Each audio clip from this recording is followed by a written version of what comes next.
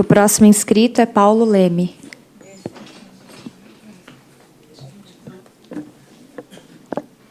Boa tarde a todos. Boa tarde, senhores conselheiros, senhoras conselheiras. Meu nome é Paulo Leme, eu sou advogado, moro em São Paulo.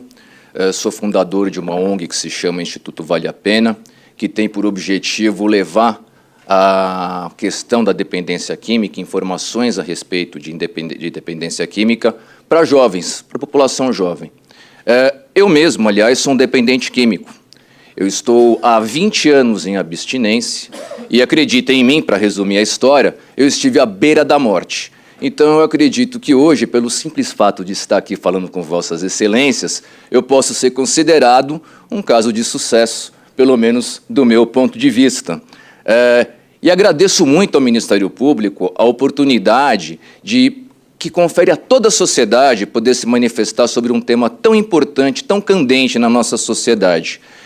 Olha só, né? Estamos aqui, um dependente químico, falando com membros do Ministério Público a respeito de drogas. Acho que isso é um passo muito importante, estamos evoluindo muito nesse sentido, graças ao Ministério Público. Com relação à questão objeto desse nosso tema em si, eu acredito muito que o Ministério Público, já há muito tempo, ele atua muito mais do que na área do contencioso. O Ministério Público ele atua como um verdadeiro indutor de políticas públicas, de uma forma, até por que não dizer, holística, de uma forma que engloba vários aspectos da nossa sociedade. E é por isso que eu vejo com muito temor a questão de tratar a temática da dependência química, e a gente falou muito aqui em drogas, mas a palavra dependência química foi pouco dita aqui. Eu tenho dúvida se a mera discussão da criminalização ou não é empobrecedora para o debate.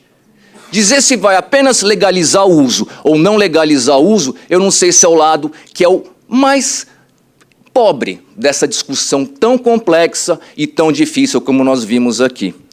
Eu tenho dúvida se isso realmente é o principal ponto. Hoje, por exemplo, eu conheço as nuances do ponto de vista penal, mas hoje, em tese, o usuário não vai encarcerado. Ele não vai preso, em tese, né? Cada caso é um caso, existem divergências de interpretação. Agora, a minha dúvida é o seguinte, não raro, muitas vezes esse usuário, a gente vê triste, infelizmente, nas grandes cidades, pelo menos, a gente vê muito casos de violência, em que o dependente químico, né, e eu acho que poderíamos começar a falar um pouco mais essa palavra, em vez de se reportar apenas ao usuário, o dependente químico se encontra e se coloca em situações de violência, às vezes até para obter essa droga da qual ele está dependente. Ele vai ter síndrome de abstinência se não usar essa substância. Existem profissionais aqui que sabem disso melhor do que eu. Será que liberalizando, legalizando o uso da droga, isso vai mudar essa situação de violência desse dependente que se encontra nessa situação para fazer uso da droga? Se a gente for legalizar a droga, como é que nós vamos fazer, então? O Supremo não discute hoje, até onde eu sei, a questão da legalização do tráfico, do comércio. Onde que essas pessoas vão buscar a droga? Senão nós vamos criar uma agência que vai fazer concessões, vai ser público, vai ser privado, vai ter propaganda, não vai ter propaganda. Hoje a propaganda de cerveja é liberada. Nós vamos fazer propaganda de crack? Nós vamos vender cocaína na banca de jornal? O menor socialmente mais vulnerável, que hoje também está mais vulnerável ao uso do álcool, não vai estar vulnerável também a comprar crack na padaria? É isso que a gente vai legalizar? Agora, essas pessoas que precisam de tratamento, elas têm tratamento hoje? O poder público oferece tratamento para as pessoas que precisam sair de uma síndrome de abstinência? Do ponto de vista da saúde, que me parece que é o mais importante, é o ponto soberano, o Estado oferece um tratamento digno, um apoio digno para a família dessas pessoas que estão morrendo na rua. Nós estamos vendo essas pessoas passando por isso. Aliás, a palavra alcoolismo nem foi mencionada aqui.